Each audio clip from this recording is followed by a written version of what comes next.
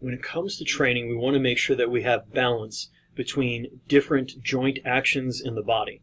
So, if we look on the left side here, we have the muscle action.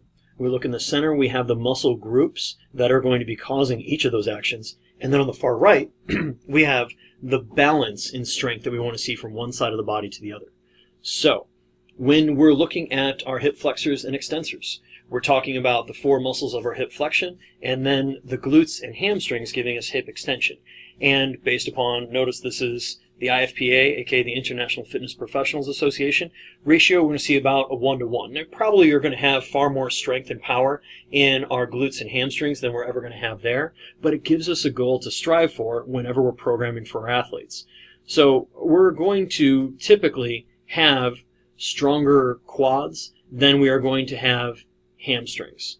And just like our shoulder flexors and extensors, well, it turns out we're going to have natural imbalances throughout the body, and that's okay, but sports in and of themselves can be imbalanced. So it's important when we're programming for athletes, not only in the program do we try to have these type of ratios that, for example, every set of bicep curls we're going to do a set of tricep extensions, but we also are trying to balance out the demands of the sport. So, for example, athletes that do a lot of internal rotation, aka throwing athletes, well, we want to make sure that in their program we're putting in external rotation. So that way we are going to be balancing out the muscularity and the strength in those tissues, because it turns out, yes, the agonists are going to cause internal rotation, but the antagonists, the external rotators, are going to be what's working as a brake to slow us down.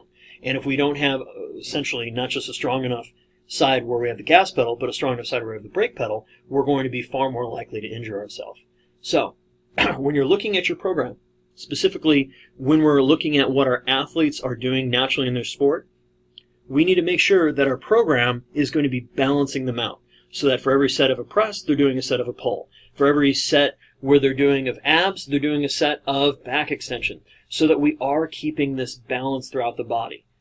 Because it turns out the body likes symmetry, not just in equal strength from one side to the other, but symmetry in strength from one side of the body to the other. And you can see this in the postures of some individuals that only like to do bench press, but don't like to do any type of rowing exercise, and they're going to get that shoulder internal rotation, and essentially that what we refer to as the imaginary lat syndrome of being pulled forward in a rounded posture that turns out puts them at a far greater risk of shoulder injury.